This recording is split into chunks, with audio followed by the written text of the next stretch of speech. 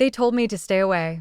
That room was off limits, like a tomb sealed shut, hiding secrets no one dared to uncover. But I couldn't ignore it. Not when the man I was forced to marry lay trapped inside, silent but not gone. Sometimes, the faintest flicker of hope hides in the darkest places. And I was ready to find it, no matter the cost. Nathan's room was the heart of the house, yet the one place everyone avoided, as if stepping inside would shatter the fragile illusion they all clung to. The door was always closed, the curtains drawn tight, blocking out the world. It was a silent prison, yet strangely alive. I remember the first time I hesitated outside that door.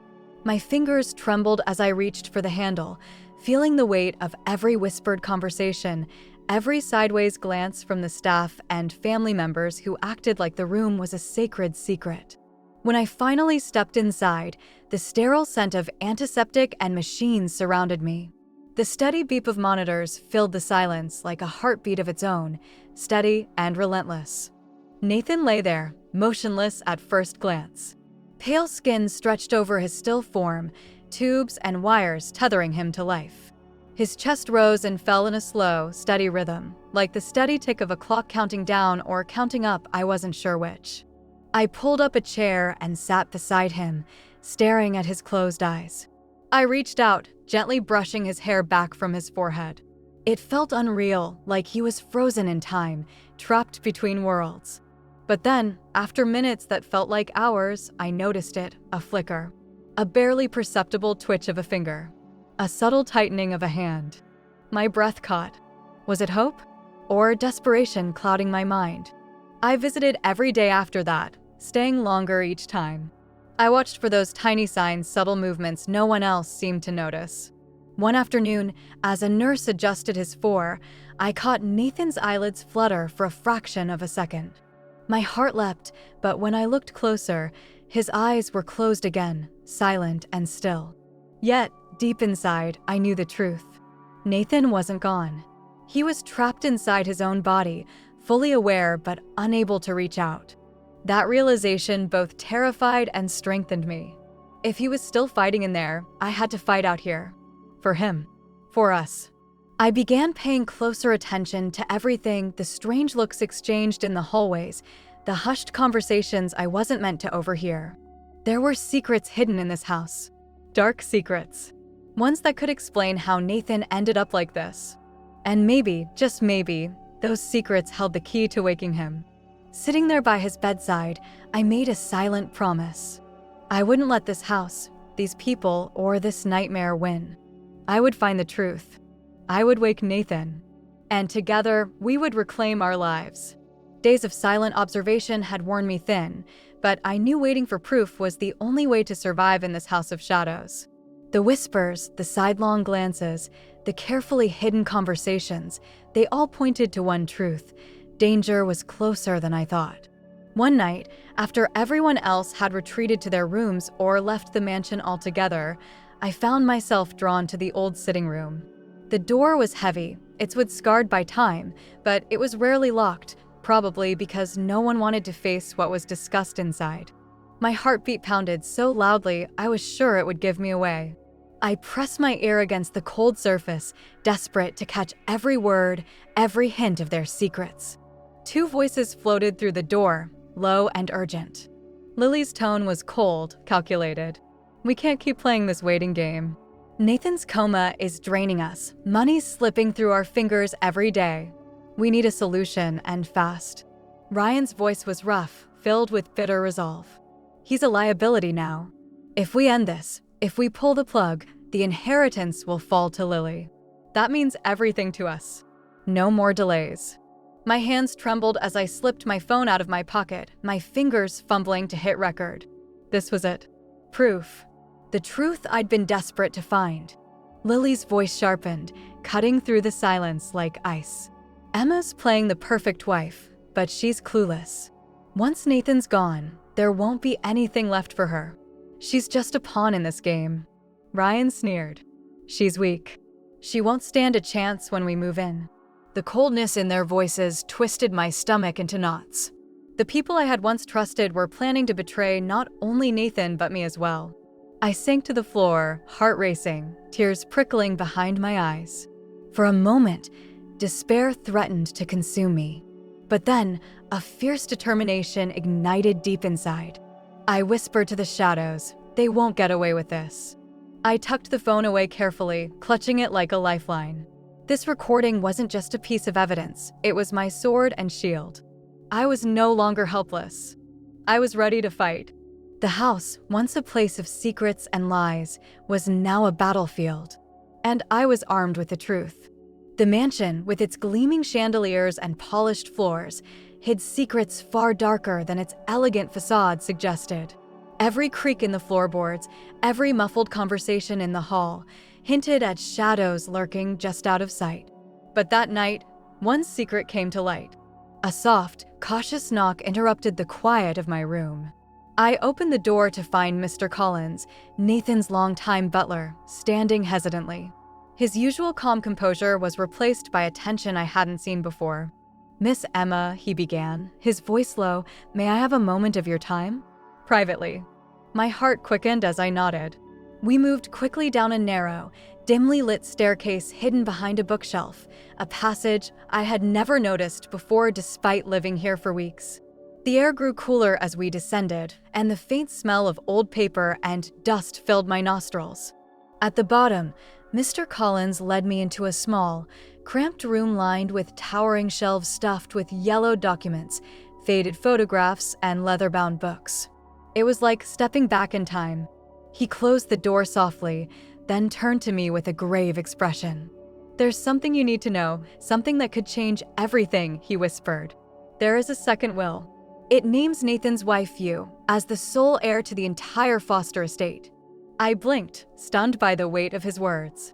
"A second will?" I echoed, my voice barely a whisper. "Why was it hidden? Who else knows about it?" Mr. Collins sighed deeply, running a hand through his thinning hair. "Very few. The first will favors other family members, people who hold power and influence. Revealing the second will threatens their claims, their control. That's why it was kept secret." His eyes searched mine, as if weighing whether I was ready for the truth. "You must understand, Miss Emma, this is not just a legal matter. It's a matter of survival. There are those who would do anything to keep this secret buried." A cold shiver ran down my spine. "But why tell me now?" I asked. "Why risk coming to me with this?" "Because," he said quietly, "I believe you are the only one who can protect Nathan's legacy. And the house itself is not safe. There are forces at work that don't hesitate to silence threats." I swallowed hard, the reality sinking in. This was bigger than I imagined. The stakes were life and death. I took a deep breath, summoning every ounce of courage I had left. I'm not the frightened girl they think I am. I'm ready to fight. A flicker of respect softened his stern face. "Good. You'll need every bit of strength and cunning. This house holds many traps, many enemies. But with this knowledge, you have a weapon." I nodded, determination burning brighter than ever. As I left that hidden room, clutching the secret to my chest like a lifeline, I realized I had crossed a threshold. No longer was I a pawn in this game. I was becoming a player, one with the power to change everything. And I was ready to take control. The morning sunlight poured through the tall windows of Nathan's room, catching dust particles in the air like golden snow. It should have been a peaceful moment, but I could feel it. Something had shifted. For days, maybe weeks, I'd sat beside him, whispering things I never thought he'd hear.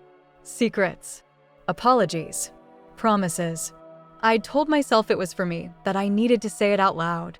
But deep down, a stubborn part of me had always believed he could hear me. That somewhere, buried beneath the silence, Nathan Foster was still holding on. And then his fingers twitched. I froze.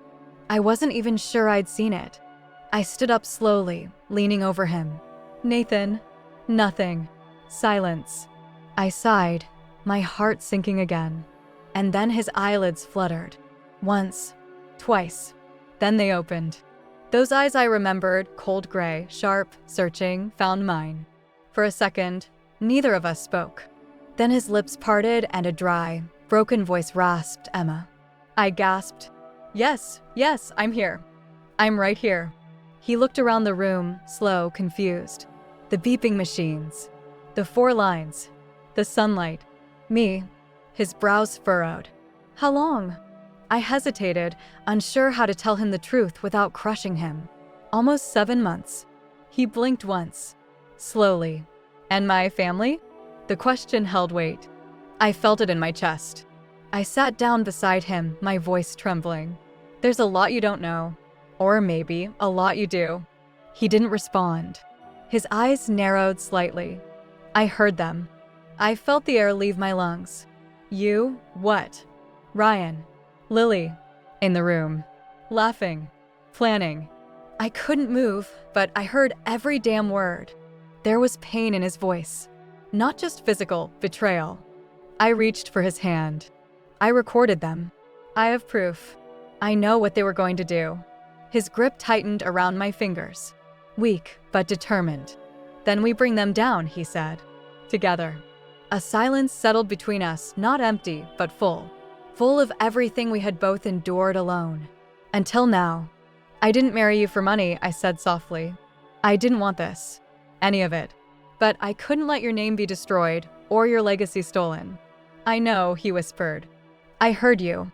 All those days, you spoke to me. Tears stung the back of my eyes. You heard me. He nodded. I couldn't move, couldn't respond. But you kept me alive. I brought his hand to my lips and held it there, letting the silence say what neither of us could. In that moment, Nathan Foster and I were no longer strangers bound by a forced marriage and family politics. We were survivors of the same war.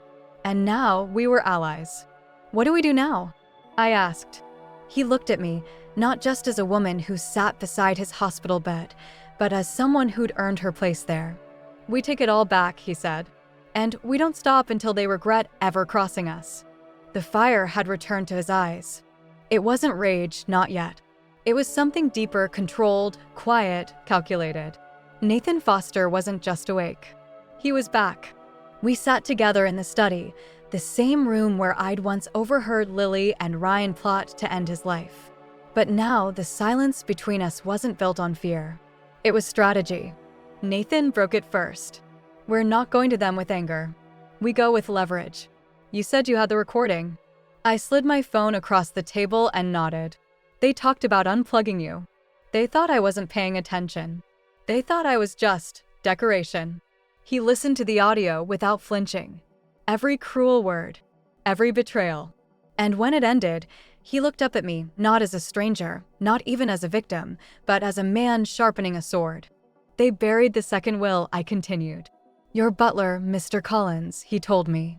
You named me sole heir. That's why they want you gone. Nathan's jaw tensed. Then it's time they learn what it means to underestimate us. I leaned forward, eyes locked on his. If we do this, we don't stop until they have nothing left. His response was immediate. We won't. He reached into a drawer and pulled out a leather-bound journal, pages marked with names, dates, connections. Notes he had written before the coma. I knew something was wrong months ago, he said, flipping through the pages. I started digging into the finances, the conversations behind closed doors. Lily and Ryan weren't just having an affair, they were moving assets, preparing for a future without me. My chest tightened. You suspected? I suspected everyone, he said calmly. But I never thought they'd go this far. The room fell silent again. The kind of silence that feels like the calm before a storm. Then he looked me dead in the eye. I vow to burn every lie they told, to take back everything they tried to steal. I stared at him, steady, unshaken, and replied, and I vow to never be their pawn again. Not a weak bride. Not a forgotten wife. I'm going to be the reason they fall. We sat in that room, hand in hand, bound by something no wedding ceremony ever gave us, shared purpose. From that moment forward, we were no longer navigating the aftermath. We were writing the next act. If you liked part 2 and want to follow Emma's journey, don't forget to subscribe and hit the notification bell so you won't miss what happens next.